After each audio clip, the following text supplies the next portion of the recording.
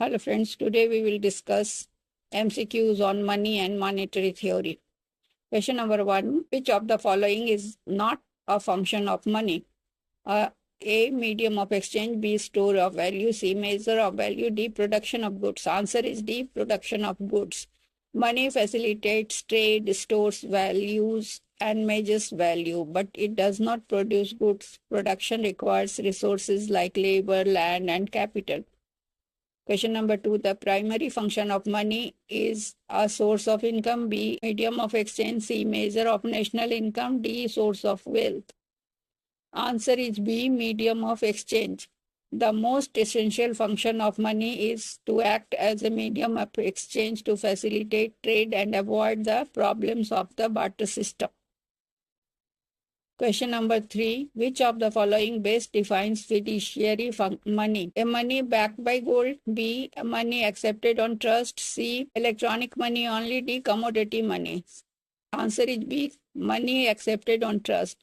Fiduciary money is issued by the authorities and accepted because of public confidence and trust, not because of its intrinsic value. Question number 4. Which economist is associated with the quantity theory of money? A. J.M. Keynes. B. Irving Fisher. C. Milton Friedman. D. Adam Smith. Answer is B. Irving Fisher. Fisher developed the equation of exchange, that is MB is equal to PT, which is the basis of quantity theory of money. Question number 5. In the equation MB is equal to PT, M stands for A. Money supply. B. Marginal cost. C. Market price. D. Money demand.